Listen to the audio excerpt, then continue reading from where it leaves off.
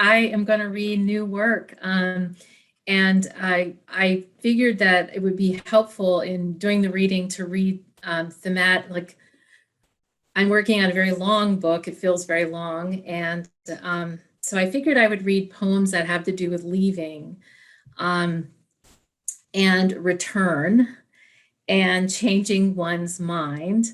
So I don't have a title for this new manuscript yet, but I'm getting close to settling on one. I don't feel rushed right now. And I'm hoping I'm not muted and everything looks good. Okay. So I'll start with this poem, and they're more narrative works, so hopefully it's not hard to follow, but they are a little long. So this is A Brief History of Leaving. We use words like terraform and reincarnation. We throw rocks into the forest to spook the horses. Our names are You Can't Catch Me and I Can Outrun the Night. We press so hard with our compasses that we go through the paper, gouging the wood desk. The pivot is a mystery to the finger that follows the cut later.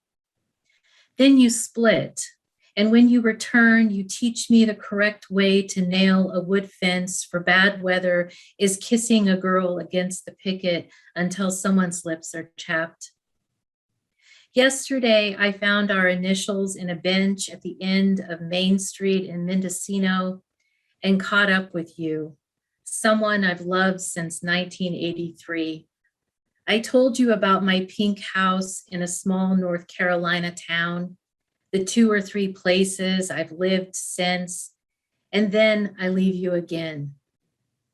When we go, we exit, we cut and run, we fly like a holler in a canyon, disappearing like spit in a palm. When a forest becomes a cleared road, the swimming hole shallows with silt and the houses go up one, then another.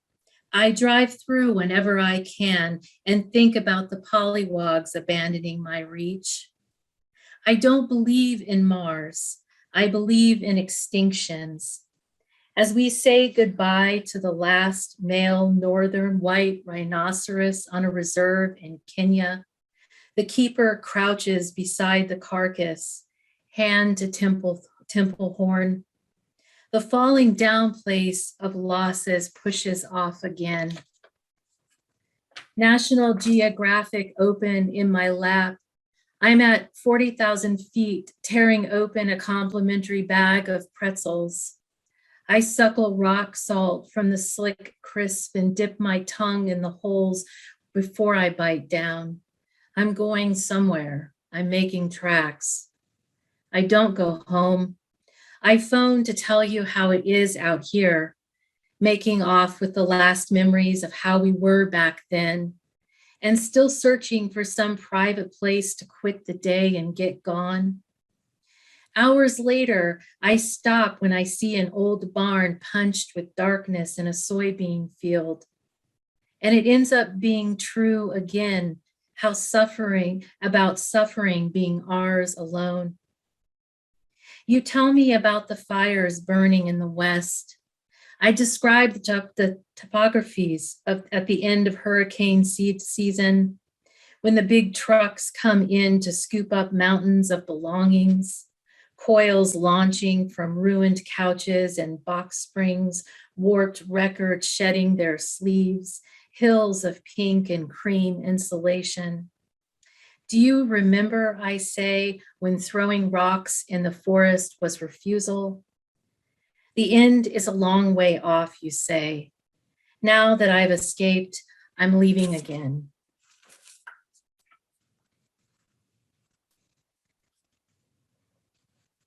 Leaving Los Angeles.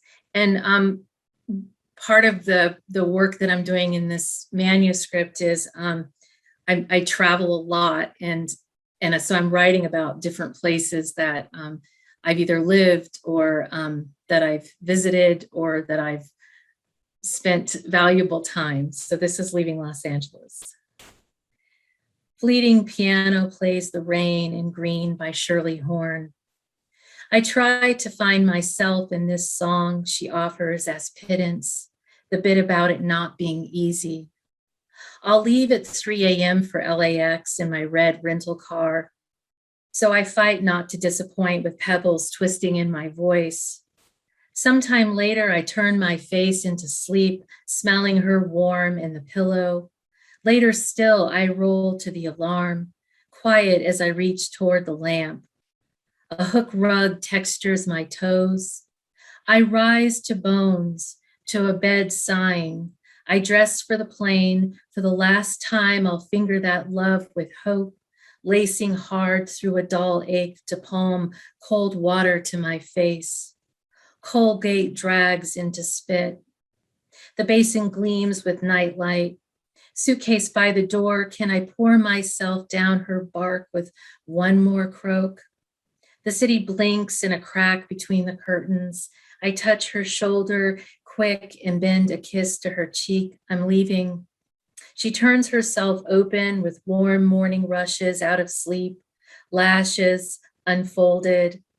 I burn every step to the car, thinking I can go back. Even as I put my suitcase in the trunk, as I turn the key in the ignition, even as fog clears the windshield and 4 coyotes trot through the street, red and gold feathered beasts smelling the light down a hill. A neon passage that, if I did not look with care, might have seemed right. Then I imagine myself arriving at the airport, the plane leaving the ground, that starting toward hope again.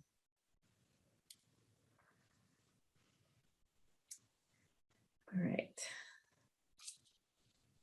And as I was working on these poems, for some reason I needed these, I needed to find a space where I could do sort of longer journeys, but in shorter sort of chunks. And so this is another brief history. So this is a brief history of smallness. Like a thumb pressing into a shoulder blade, like the red speckled carapace of a ladybug who died and dusted in the camper window, his shell wedded to a finger before I blew a wish. Displeasures reorientate to a vastness bound by touch, the rights of which claim me, as evidenced by a study which shows molecular change. When you chant love at water, atoms dance in response. Words vibrate under the pressure of a thumb. I fold the photo in the car's visor when I hit the road for a year-long worm. A national park 1 week, the body of a black bear bloating on a county road the next week. No one says my body is your body. Then I make it to the oldest living tree and breathe the atoms that have been circling through sunlight and water since way back before my body. And I know my flesh is a proclamation to touch. I feel your thumb in there with watery plumpness and tight muscle, a road surging in my dreams. Sunlight says sunlight, dust says dust, reaffirmations of work we do around touch where purpose supposes agency, and I see my body as surrender. I don't flinch at the campsite when lessons expand, a diamondback and a king snake fighting to the death in the shade among the rocks during a summer that burns my breath to ash, their lengths nodding. Your touch directs me into disguises, keeping you safe. Smallness begins as gold fleck, and it shimmers with your presence. Selfhood is stage direction, the hard smiling, the bean cake, all fist and waiting. You say smile, and I do this in my molecule. I'm having trouble talking tonight. In my molecules, atoms dancing in flame, firing neurons, silver blade glinting as it tips and falls along my spine. I have your chin. The harder I smile, the more I look like I'm cutting you out of my face. To your monument, I chant love, O love, to proclaim surrender as you press a thumb into my shoulder blade, a seemingly small touch. And then I'll read two more. And this is a Pelanode, which is, it's Pelanode for a poet. And this is basically a sort of retraction of an ode, which is another way that I'm kind of returning in these poems in this series. And so I've been kind of going back over earlier work that I wish I could take back. So this is a response to a poem from my first book, and I am taking it back. So this is Pelanode for a Poet, and it's in response to a poem.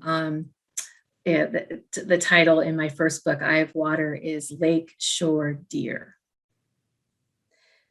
The weapon against meaningless on that Sunday morning was the deer jaw, aiming its gape out of the lake shore rot.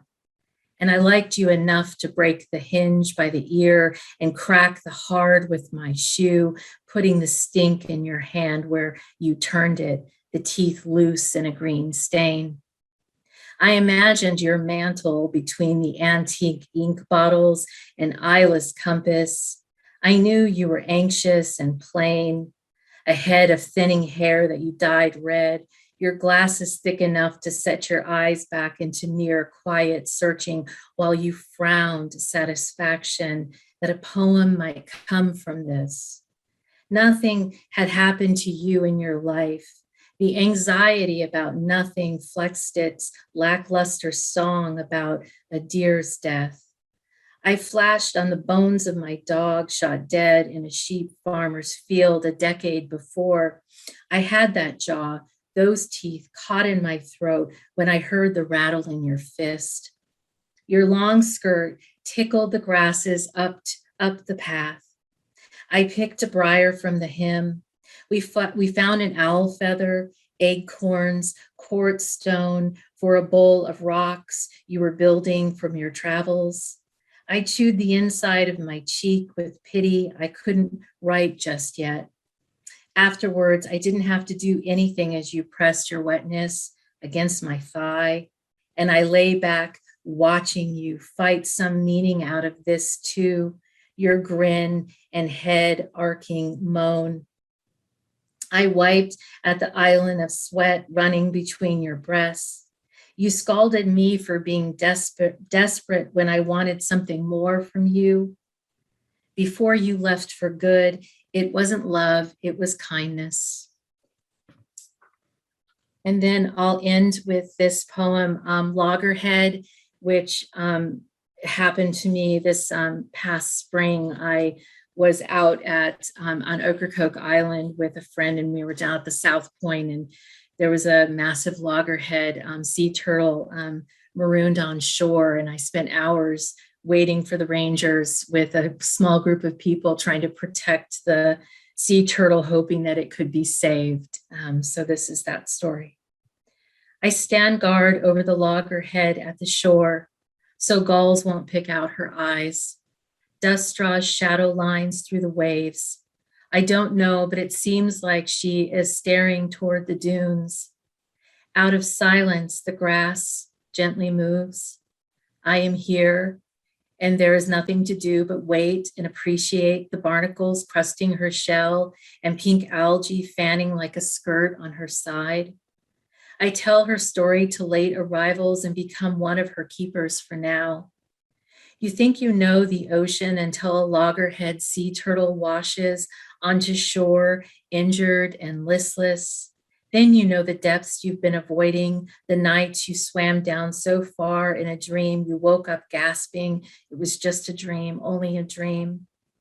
We call for rescue, and then I put my hand on her neck, the skin speckled yellow and thick as is needed for diving into deep ocean. The head lifts, but her fins allow the waves push to shore and pull back to sea, her nearly 200 pounds marooned in the sand. In the hours I stand there watching over her exhaustion, I make out an aerial of Nebraska farms carved in her shell, like I'm 40,000 feet over the earth and green has gradations into yellow side by side and cut into acreage. Days later, I learn I'm just another angler lost who has lost her line. The rescuers cut her carcass open to find a hook tangled in her gut.